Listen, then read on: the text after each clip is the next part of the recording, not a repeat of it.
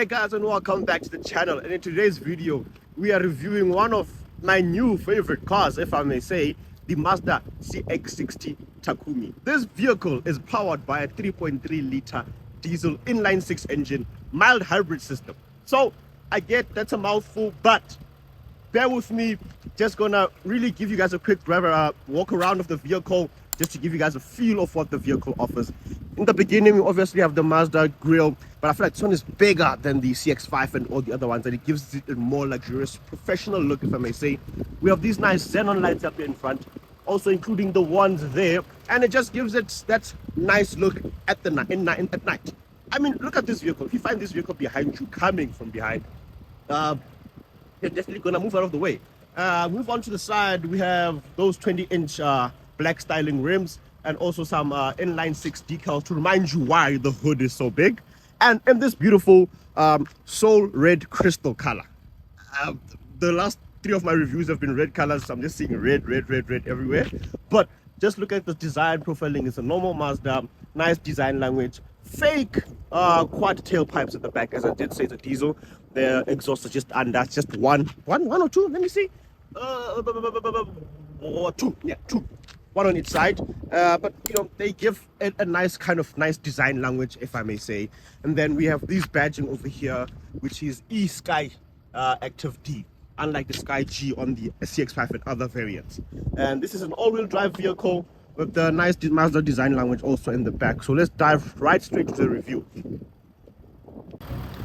The XC60 Takumi has a starting price of 1,074,000 rands.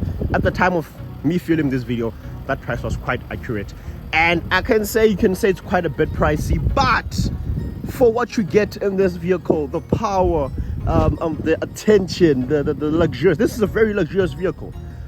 Mazda are trying to brand themselves as a very luxurious brand, and I must say it seems to be working.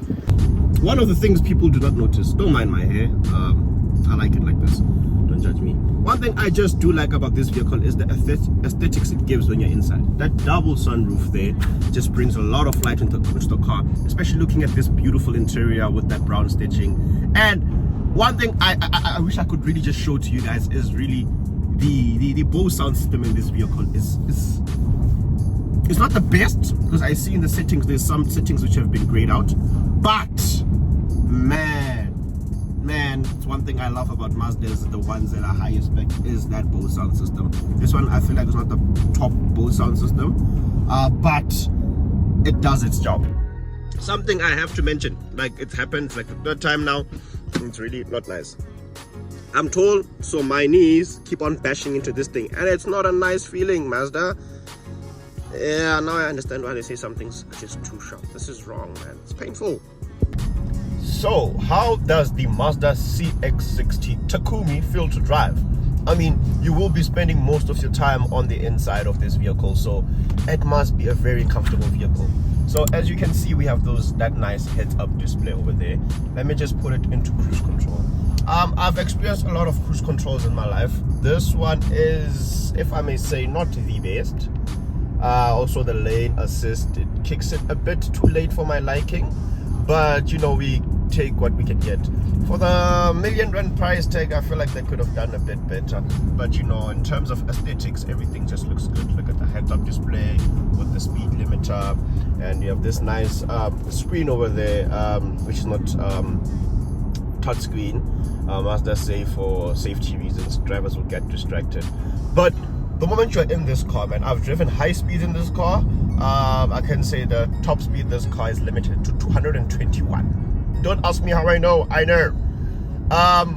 but I like, you know, so I put into sport, just look at what it does. Flares up, oh man, and then you get this like fake noise inside. Just listen,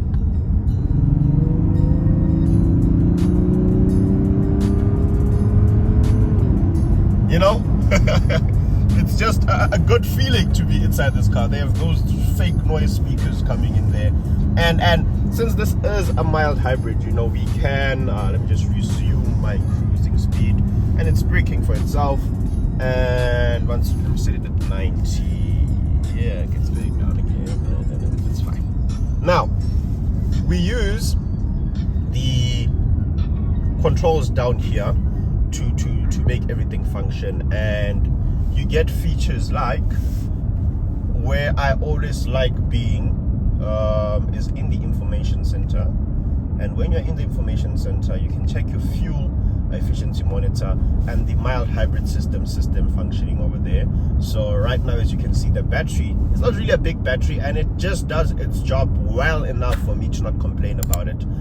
Assisting that inline six engine with that battery pack is just such a very, very good idea, and it works so well, man. As much as the click down takes time, and you can see the power being surged from the battery, you know, it never gets old. It never gets old, and then it resumes. When the car is braking, it charges itself, and not many bars. So this is a very nice system. I like driving while watching this, you know, just to kind of give yourself a gimmicky figure of what you're doing.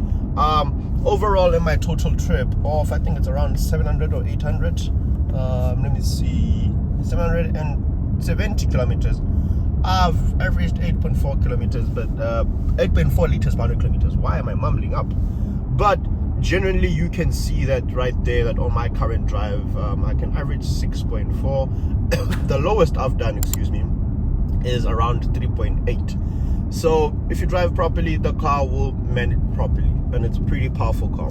One of the things I never really get to understand is that we have cooled seats, right? But we don't have heated seats. And I love cool seats so much. So it's kind of like a weird option from Mazda. We have your wireless charging down. So as you enter the vehicle, you're greeted by the nice Mazda steering wheel, digital infotainment cluster, and a non-touch screen right there. But as I said, luxury. It's all leather everywhere. And then you get this nice double panoramic sunroof. Only this part opens, and I like how it opens because it makes you can even drive around 80 to 100 kilometers with the sunroof open, with less road noise than you get on others, unlike other sunroofs. Then I like the design on these seats. Some nice leather seats with this brown detailing over there and stitching over there, and you know, the center console where you use to control everything. As I said, this is not touchscreen, and the M drive selector mode. So if you press this once, go up, you go into sports mode. Just look at that. Ooh, and then you can go down twice and you go off-roading mode. It really just locks the gear to lower revs and all that. Oh, even becomes beefier. Wow, liking that. But generally, simple infotainment system, air conditioning system, a nice cabin which opens really softly. And again, I'm sticking to the luxury I'm talking about on this vehicle. Like, everything just feels so premium. So stop saying 1 million is too expensive. And then we have this nice Bose sound system. I don't think this is the 12 speaker Bose sound system, because I see in the options it is limited. I might be wrong, correct me if I'm wrong. They do say that this is a 12 speaker Bose sound system, but I have noticed that some of the functions are actually bled out here. So it makes me question if this could have been, you know, a better sound system. But it's a very good one, don't get me wrong at that, you know. We can change quite a few things. Lovely settings over there. Communication, you know, it's Apple CarPlay. Wait, what did I just do? And you know, we're all complaining about one thing. Why isn't this touchscreen? As much as Mazda is saying that it's for safety purposes and whatever, but you know, sometimes just toggling around this thing is a lot of work. Sometimes we're actually used to just pressing it and moving forward. But sadly, Mazda did not leave that for us. Why, Mazda? Please bring it back. Please. Thank you. Let's open the boot right here to go check the space in the rear. And as soon as you come in here, you know, we have all these big space. Look at it. It's so huge. If you open here, that's where you see your Bose subwoofer and quite a few tools, spanners and the likes. And you know, you can open all of these things from here. Pull this one for the small one, pull that one for that one, and so forth and so forth. But to close it, we have to go back inside and close it. But the boot is just a simple press design, and it goes down. So it's quite a very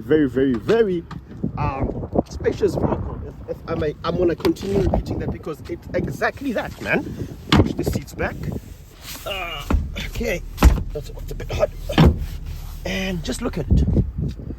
Enough leg room, enough space for your 3 passengers in the back, or the isofix points for your children.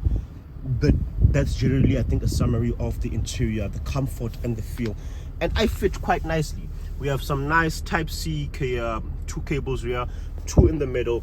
We have Apple Auto, Apple CarPlay and Android Auto. Why am I mumbling so much? As much as this is a hybrid diesel vehicle, I wonder what this is for. But anyway, specifies specifically because people don't actually notice this vehicle is a diesel up until I tell them it's a diesel. And that's quite a fascinating thing for me. So let me open the hood for you guys and just show you a car that has 2 boots, if I may say that. This is a big inline 6. Just twist. Let's see which one is unlocking. No, I think. There we go. And it can hook to, what does it hook? Double bonnet, if I may call it that. But it's pretty nice that this is the things we have, man. And there's still space for a bigger engine if you wanted to do so. But I love this engine. Very powerful, very, oh yeah, shit, I'm supposed to put this like that. Oh my god. Don't pump it up, there we go. And then we come back and twist to lock. Pretty nice to close.